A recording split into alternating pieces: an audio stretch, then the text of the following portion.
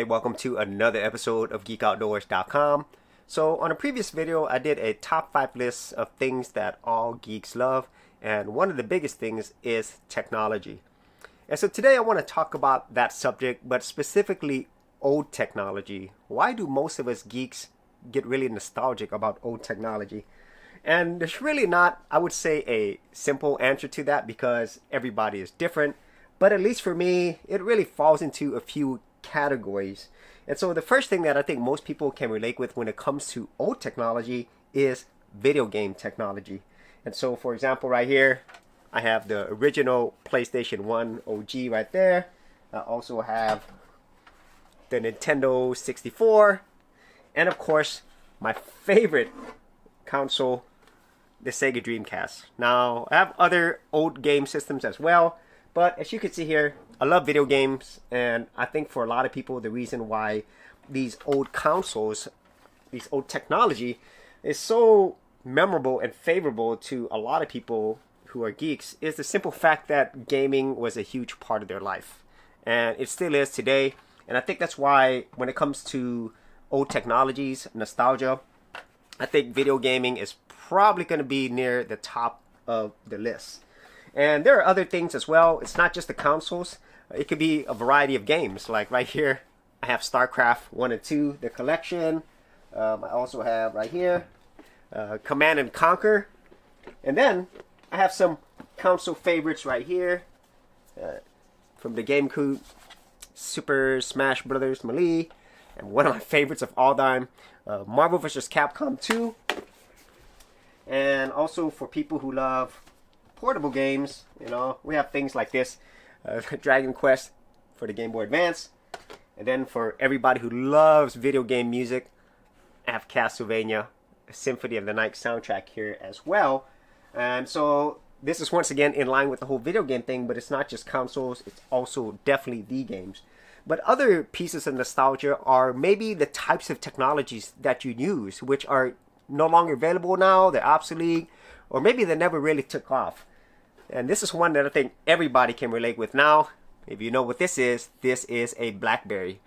This is one of probably the first, I would say, smartphones. You know, they were pretty much the leader when it came to PDA. You know, so that was pre-iPhones, pre-Android phones. So I love the BlackBerry, and I still think to this day, their QWERTY keyboards are still the best. And then other pieces of technology that didn't really make it were things like this. This is actually a DVDR.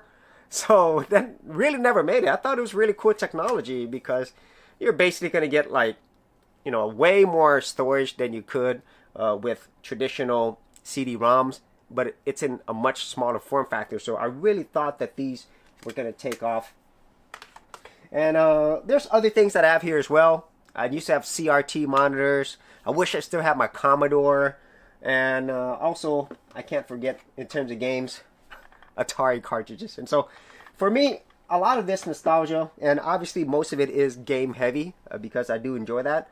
A lot of this harkens back to not only my own childhood, but also a lot of what made me the type of geek that I am today. Because all of these things that I've shown you, they influenced me a lot.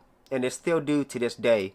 And I'd say that those are things that are really hard to replicate. And so I'm always going to be nostalgic about these things that really shaped who I am. And also at the same time, nostalgia is never going to disappear. But the thing is, I really don't know if people in the future, what would they really be nostalgic about? Because of the simple fact that now everything is digital. Like, for example, you know, if you downloaded a digital game, you know, like Shenmue 1 or Shenmue 2, there is, I think, still a huge difference between owning the physical game and being able to play it versus downloading it. You know, I just don't think people would get that same type of feeling that they get with that. Or maybe you had an old VHS tape or a movie, you know. So nowadays, I guess when people in the future are thinking about nostalgia, it'd be primarily memories of them playing it, viewing it, using it, but all from a digital standpoint. And I'm not saying one's better than the other, but for me, I think the nostalgia that I think a lot of people are feeling right now, it's going to be physical. You know, that's really what it is. I mean, there's no way that I could replicate the feeling of nostalgia that I had when I had this BlackBerry, when you're using it, when it first came out. You know, even right now, you know, like I'm holding it, I could just like remember those times when this first came out, how revolutionary this thing was. And also, I don't think I'm ever going to be able to replicate this feeling again because it is something physical. Whenever I got the PlayStation, it was amazing. Not only because the graphics were so much better, because it just revolutionized how we game and how we saw media in general. And now that things are all digital, I just really feel that that's not going to be there anymore. You know, it's just really cool to see where this technology came from. Like right here, I could see it's July 1999. Then you start thinking about the year, and then you could take it apart as well. And so like something like this, you know, with the PlayStation 2, it's all taken apart, you know, unfortunately. But you can actually see how these things were built and where technology was. And so, yeah, so if it sounds like I'm rambling on, I am, because I'm getting really nostalgic about all these things. So those are my thoughts on old technology and why geeks love them. I'd like to know, what are your thoughts on it? You know, what are you nostalgic about? What pieces of technology really shaped the type of geek that you are? So if you had any thoughts on that, on any of these things that I talked about, or maybe your own nostalgic ideas, be sure to leave that in the comments area below. And as always, if you did get value out of these videos, share, like, and subscribe. Hey geeks, if you are a creative geek like me and you wanted to learn how to create content on YouTube and other places on the internet, then check out my Gold Content Creators group, where you'll get access to 30 videos plus additional content for all the creative geeks out there. And the best part of it is, all of this is free.